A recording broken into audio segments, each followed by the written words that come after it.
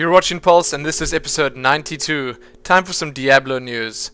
In this week's episode, we take a look at some more Diablo on console rumors, SteelSeries' new Diablo 3 merchandise, a bit of talk about Diablo 3 item color coding, and much more. Let's get to it.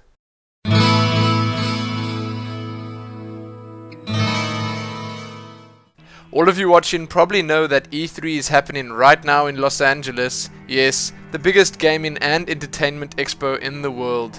Sadly for us though, as a lot of you also may know, Blizzard is not promoting any of their games at the event this year, like most of the E3s before it. I thought I'd just mention it here though, that you shouldn't get your hopes up for any new Diablo 3 or Heart of the Swarm news just yet. Gonna have to wait for BlizzCon for that. But there is a ton of other stuff to see, and there is no doubt something for everyone. A fan did ask on the Battle.net forums whether we would be seeing any Diablo 3 at the event. Yes, he just asked anyway, as he saw a big fiery D in one of the G4 TV ads for E3 recently, and Bashiok replied by saying that they will not have a booth at E3 and are not planning any announcements. Oh. He did, however, mention that he would be there to see all the cool and interesting stuff on show. So if you want to check out some of the great, if Blizzard-free E3 news for yourself, I will link a few sites that are doing a lot of coverage on it below. Enjoy. And then in some more Diablo 3 news that's not quite Diablo 3 news, but still totally qualifies as Diablo 3 news, we have some more talk about Diablo 3 on consoles, the PS3 specifically. Joystick reports that Blizzard is looking to hire a PS3 specialist to join the Diablo 3 dev team. The position is responsible for overseeing PlayStation 3 architecture design as well as other PS3 specific game code development to maximize platform performance. So, sadly, even though this does look like another indicator of an upcoming PS3 version of Diablo 3, we can never be sure. This could, well, just be another one of those exploratory projects wherein Blizzard are just testing the waters, seeing what they can see before committing to anything. Regardless, it does shine a little more hope on all those console users out there's dreams of playing Diablo 3 one day, and you can read a lot more about it and see the job requirements below. The guys and girls over at SteelSeries have once again shown their continued support and love for everything Blizzard and Diablo by announcing the latest in their Blizzard branded products, a Diablo 3 themed gaming mouse and headset. Both of these look incredibly cool, but what's most important to understand is that SteelSeries products are always, and I really mean always, more than just looks. They make the best possible gaming gear and peripherals out there. As far as I can tell, the mouse is a modded SteelSeries Xi, and man does it look cool. Definitely the mouse I would want to have ready and waiting when I start playing Diablo 3. The headset looks just as amazing, if not more so than the mouse, if that's even possible. I'm not sure which of the SteelSeries headsets was modded to create this masterpiece, but hey, looking at all the features and stuff, it must be one of the better ones. Sadly, there's no ETA on when we'll get our grubby hands on these, or what they'll cost, but I'll let you know the second that I know. Read and see more of these amazing products below.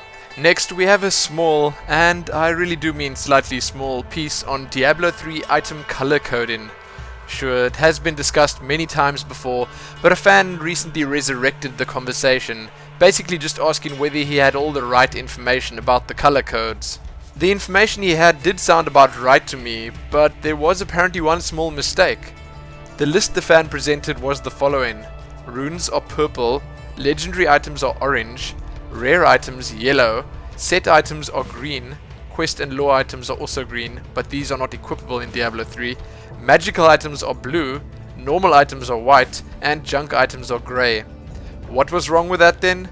Well, Bashiok tells us that legendaries can be part of sets and have set bonuses. There's no separate item type for sets, they're all orange. And quest and lore items are green. So that is a little bit different from what it was like in Diablo 1 and 2, obviously, but hey, I'm sure we'll all get used to it soon enough. Read more about that below. In the first of what I guess could be our art updates, we have the rewards given for the conclusion of the Diablo 3 Facebook like campaign. Blizzard started by giving us 5 wallpapers that were actually made with artwork that we had already seen before. Yes, they are pretty cool anyway, but after receiving a ton of hate comments and complaints about that, they released yet another piece of artwork, This one a never before seen piece of Tyrael. It is rather epic indeed. And to make it all better, Blizzard say sorry for hyping everything up as much as they did for this. You can find all those pieces in full size below. Next up, we have the latest weekly wallpaper post from the guys over at Diablo Inc. Gamers. In this post, we take a look at 6 amazing new pieces from Caniroth and Holy Knight 3000. All 6 of them can be found below in full size, and take extra special note of the Diablo vs Unicorn wallpaper. Yes, that's just made of so much wind that it cannot be contained. Thanks once again to those extra hard workers from the Diablo Inc. Gamers community for all of this. Then, what is a Pulse episode without some fan art watch? In the latest fan art watch posts from the guys over at Diablo Inc. Gamers, number 95, we have a pretty awesome looking blacksmith, a monk, a manipulated photo made to look like a demon hunter, a party of adventurers, and even a battle with Diablo himself. A ton of great stuff to be seen, as usual, and you can find it all below. Lastly, in the art updates, we have a quick mention of where some art can be found.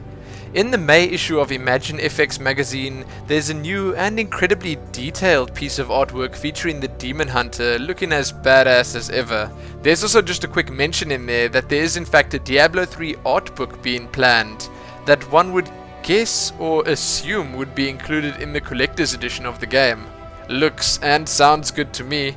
Read more about it below. Now for the video, podcast or YouTube updates. First up, we have the Diablo podcast episode 11 and 12. In episode 11, Flux and his merry men talk about guilds. Yes, guild support, and how any of that has yet to be included in the Diablo series. In the Diablo podcast episode 12, they have a talk about the freshly announced runestone system. All about it. Next up in the video updates, we have episode 12 of the Diablo cast. In episode 12, Frozen Dragon joins force for some epic lore discussion. In addition, they also talk a bit about BlizzCon tickets, runestones, and more. As always, well worth a listen, and you can find it right here on YouTube. And lastly, in the video updates, we have Force's Purgatory episode for June the 6th.